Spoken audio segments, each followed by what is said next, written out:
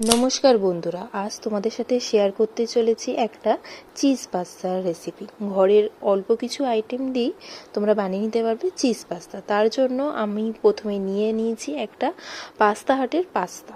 এবার তোমরা যে কোনো দোকানের পাস্তাও নিতে পারো, আমার কাছে এই প্যাকেট ছিল বলে আমি তাই এই প্যাকেটের পাস্তাটাই নিয়েছি। পাস্তার বিভিন্ন সাইজ হয়, তোমরা সেই সাইজ মতো পাস্তা নিয়ে নেবে। এবার তোমাদের যতটা পরিমাণ তোমরা করবে ততটা পরিমাণই নেবে। আমার এতটা করে একটু বেশি দরকার ছিল, বেশি লোকের জন্য, তাই আমি অতটা নিয়েছি।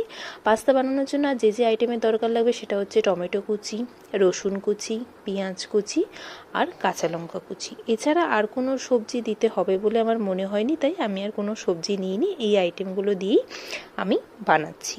আচ্ছা, পাস্তাটাকে সেদ্ধ করার জন্য আমি একটা পাত্রের মধ্যে জল নিয়ে নিয়েছি। নিয়ে গ্যাসটাকে অন করে আমরা হাঁড়িটা বসিয়ে দিলাম হাঁড়ির জলটা গরম হওয়ার জন্য। হাঁড়ির জলটা অল্প গরম হতে আমরা তার মধ্যে একটু নুন দিয়ে দিলাম। এবার আমার পাস্তার পরিমাণটা একটু বেশি ছিল বলে আমি তো একটু বেশি নুন দিয়েছি। তোমাদের যতটা পরিমাণ পাস্তা থাকবে সেই পরিমাণ মতো তোমরা নুন দিয়ে দেবে। জলের মধ্যে দিয়ে একটু নুনটাকে গুলিয়ে দেবে যাতে পুরো জলটার মধ্যে নুনটা যাতে মিশে যায়। তার সাথে পাস্তাগুলো সেদ্ধ হতে হতে যাতে গায়ে না লেগে যায় সেই জন্য আমি অল্প পরিমাণ একটু তেল দিয়ে দিলাম, যাতে পাস্তাগুলো একদম যখন সেদ্ধ হয়ে যায় তখন যাতে একদম ঝরঝরে থাকে। এবার আমার একটু মনে হয়েছিল তেলটা কম বলে আমি একটু 2-3 বার তেলটা দিয়ে জলের মধ্যে মিশিয়ে দিলাম। তারপর আস্তে আস্তে আমি এবার পাস্তাগুলোকে নিয়ে জলের মধ্যে দিয়ে দেবো সেদ্ধ হওয়ার জন্য। এবার পাস্তাগুলো জলের মধ্যে দিয়ে আমি কিছুটা নেড়ে দেবো পাস্তাটাকে, যাতে সব জলের মধ্যে পাস্তাগুলো মিশে যায় আর পাস্তার মধ্যে যাতে সব জল মিশে যেতে থাকে। আচ্ছা, এরপরে আমি কিছুক্ষণ ওটা সেদ্ধ হতে দেবো। সেদ্ধ হয়ে গেলে আমি মাঝে মাঝে একটু নাড়িয়ে নাড়িয়ে দেখবো, কারণ পাস্তা সেদ্ধ হতে হতে কি হয় মাঝে মাঝে গায়ে গায়ে লেগে যায়। তাই আমি 1 মিনিট কি 2 মিনিট অন্তর সেই পাস্তাগুলোকে নাড়াতে থাকবো আর নাড়িয়ে নাড়িয়ে দেখবো যাতে গায়ে গায়ে না লেগে যায়। আশা করছি পাস্তাগুলো গায়ে লাগবে না, তাও নাড়িয়ে দিচ্ছি। আচ্ছা, আমার কাছে একটা ম্যাগির পাস্তা নিয়েছিলাম ম্যাকন্সের, তাই ওর একটা চিজের এই প্যাকেটটা রয়ে গেছিলো। এই প্যাকেটটা বিশ্বাস করো বন্ধুরা ভীষণই টেস্ট লাগে খেতে, সেজন্য আমি যখনই বানাই একটা করে প্যাকেট আমার ঘরে এক্সট্রা থাকে ওই প্যাকেটে আনলে। তো সেই জন্য এই পাস্তার মধ্যে আমার কর্ন থাকে, চিজ থাকে, অরিগ্যানো থাকে। এটা আমি একটু পরিমাণ মতো জলে এটাকে গোলাতে হয়, কারণ এর মধ্যে যে কর্নগুলো থাকে সেগুলো একটু ড্রাই থাকে। তো কিছুক্ষণ পাস্তা যখন সেদ্ধ করতে দেবে তোমরা, তখনই যদি একটু অল্প জলে এটাকে ভিজিয়ে নিয়ে তোমরা যদি রেখে দাও গুলে, আর এটাকে একটু জল দিয়ে গোলাতে হয়। কারণ কি হয়, এর মধ্যে যে চিজ, কর্ন বা অরিগ্যানো থাকে সেগুলো অল্প জলে দিলে ভেসে ভেসে থাকে। তাই তোমরা তোমাদের মতো পরিমাণ মতো জল দেবে, জল দিয়ে এটা আস্তে আস্তে তোমরা গোলাতে থাকবে। এবার যখন দেখবে যে সব গোলাটা ভিজে গেছে এবং সবটা জলের সাথে মিশে গেছে, তখন তোমরা ওটাকে কিছুক্ষণ জলের মধ্যে রেখে দেবে। আর এটা দিয়ে তোমরা একবার পাস্তা বানিয়ে দেখবে। এমনি তো চিজ আমি এর মধ্যে অ্যাড করবই, আর তার সাথে এই গোলাটা যদি দিই তখন পাস্তাটা খেতে আরও বেশি টেস্টি অ্যান্ড ইয়ামি হয়ে যায়। কারণ আমি ভয়েসটা দিতে দিতে আমার জিভে জল আসছে, কারণ এটা এতটাই টেস্টি খেতে। এবার আমি আস্তে আস্তে নাড়িয়ে দেখলাম, আমার ওটা গুলতে গুলতে আমি দেখলাম আমার পাস্তা মোটামুটি সেদ্ধ হয়ে এসছে।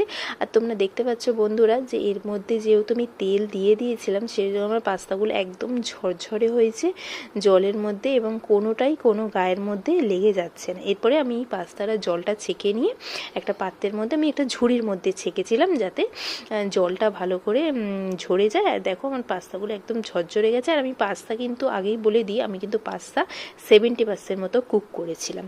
ঠিক আছে, এরপর আমি একটা কড়া বসিয়ে নিয়েছি গ্যাসে, দিয়ে এর মধ্যে কিছুটা পরিমাণ তেল দিয়ে দিলাম তেলটাকে গরম হওয়ার জন্য।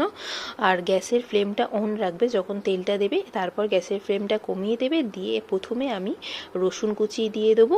আর রসুনটা ফার্স্টে দেওয়ার কারণ হচ্ছে তেলের মধ্যে যখন আমরা প্রথমে রসুন দিই, রসুনের একটা ফ্লেভার তেলের মধ্যে পুরো ছড়িয়ে যায়। এতে কি হয়, আমরা যে কোনো ডিশই বানাই না কেন তাতে কি হয়, তার স্বাদটা আরও বেশি বেড়ে যায়।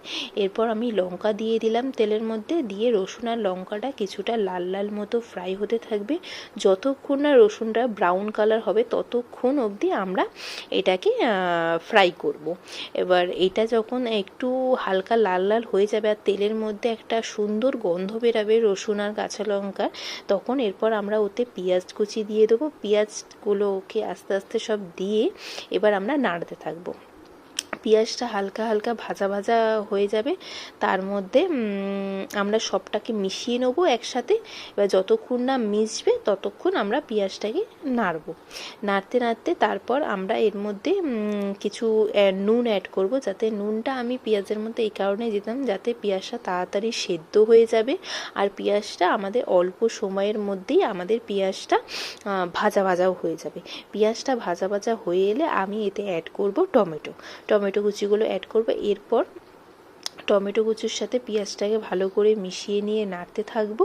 এবার টমেটো কুচিগুলো যখন হালকা হালকা যখন ভাজা ভাজা হয়ে যাবে তখন দেখবে যে ওর মধ্যে থেকে তেল ছাড়তে শুরু হয়ে যাবে এবং টমেটোগুলো আমাদের কিছুক্ষণের মধ্যেই গলে যাবে। এবার আমি 2 মিনিট ওটা কড়াইতে রেখে দিয়েছিলাম যাতে টমেটোগুলো হয়ে যায়। 2 মিনিট পর যখন আমি দেখলাম যে আমার টমেটোগুলো সেদ্ধ হয়ে গেছে এবং পেঁয়াজটাও আমার ভাজা ভাজা হয়ে পেঁয়াজ থেকে তেল ছাড়তে শুরু করেছে। পেঁয়াজ থেকে যখন তেল ছাড়তে শুরু করে দেবে তখন আমি ওর মধ্যে সয়া সস অ্যাড করব। দেখো এবার তোমরা যে কোনো কোম্পানির সয়া সস ইউজ করতে পারো, এতে কোনো প্রবলেম নেই।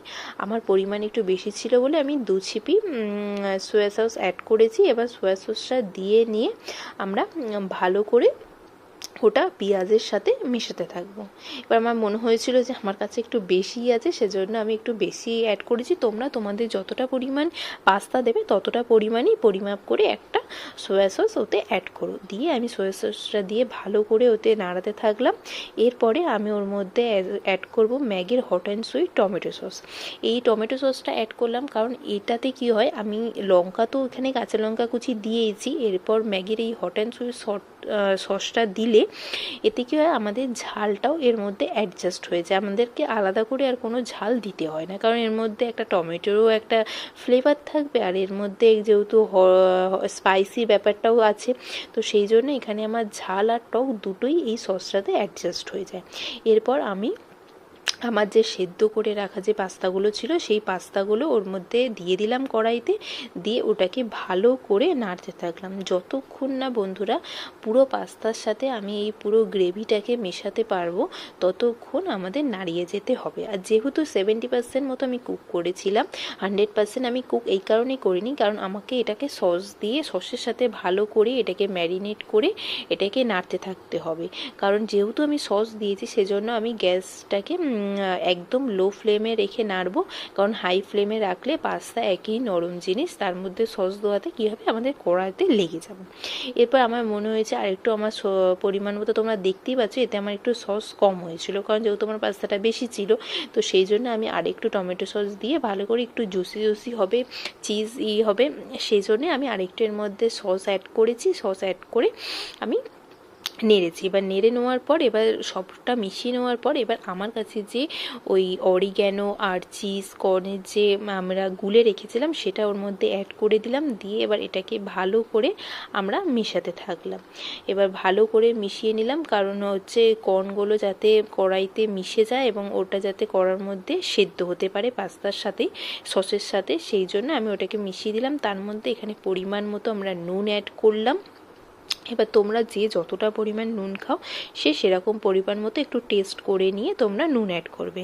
তারপর আমি দেখলাম কি 2 মিনিট পর আমি ওরকমভাবে রেখে দিয়েছিলাম, ওরকমভাবে রেখে দেওয়ার পর আমি দেখলাম পাস্তাগুলো আমার হালকা হালকা নরম হয়ে গেছে, সেদ্ধ হয়ে গেছে। তার মধ্যে আমি 1 চামচ বাটার অ্যাড করলাম। 1 চামচ বাটার অ্যাড করলাম এই কারণেই কারণ আমি এটা চিজ পাস্তা বানাচ্ছি, তো আমি বেশি করে চিজ দেবো বলে আমি 1 চামচই ওর মধ্যে বাটার দিয়েছি। তারপর আমুলের আমি চিজের যে কিউব ছিল আমার কাছে স্লাইস চিজ ছিল না বলেই আমি এই কিউবটা ছিল আর অল্প সময়ের মধ্যে করছি বলে আমি আর এটাকে ভেঙে দিইনি, আমি গোটা দিয়ে দিয়েছি, কারণ আমি জানি পাস্তাটা আমার সাথে যতক্ষণ এটা হবে ততক্ষণে আমার এই চিজটা গলে যাবে এবং পুরো পাস্তার সাথে এটা মিশে যাবে। তো আমার একটা চিজে আমার হতো না, কারণ পরিমাণটা এখানে বেশি ছিল বলে আমি এখানে 2টো কিউব ইউজ করেছি। তো তোমরা এই চিজের এই কিউবও ইউজ করতে পারো, চিজের স্লাইসও ইউজ করতে পারো, যে কোনো রকমের চিজ ইউজ করলেই হবে। এবার যেহেতু আমি এটা চিজ পাস্তা বানাচ্ছি সেজন্য আমি একটু চিজের পরিমাণটা বেশিই রেখেছি, এই জন্য 2খানা চিজ দিয়েছি। এবার এটা আস্তে আস্তে কী হবে, এটা নাড়তে থাকবো আর আমাদের চিজটাকেও গলতে থাকবে। এরপর আমি এটাকে নেড়ে নিয়ে কিছুক্ষণ রেখে দেবো যাতে চিজটা গলে যাওয়ার জন্য। তোমরা দেখো বন্ধুরা, কিছুক্ষণ রাখার পরে আমাদের চিজটা পুরো গলে গেছে আর চিজটা পুরো আমাদের পাস্তার সাথে একদম মেল্ট হয়ে গেছে। আর এতে আমাদের তৈরি হয়ে গেছে একদম চিজি পাস্তা, ইয়ামি টেস্টি। তোমরা ঘরে বানিয়ে দেখতে পারো, ভালো লাগলে কমেন্ট করে জানিও কেমন লাগলো। আর খুবই অল্প পরিমাণ জিনিসপত্র দিয়েই বানিয়ে নেওয়া যাবে ঘরে চিজ পাস্তা। কেমন লাগলো খেয়ে জানিও তোমাদের। ছোট থেকে বড় এটা আশা করি সবারই ভালো লাগবে সন্ধ্যের টিফিনে বানিয়ে নেওয়ার জন্য। তো বানিয়ে জানিও কেমন লাগলো তোমরা। ঠিক আছে, নমস্কার বন্ধুরা, টাটা।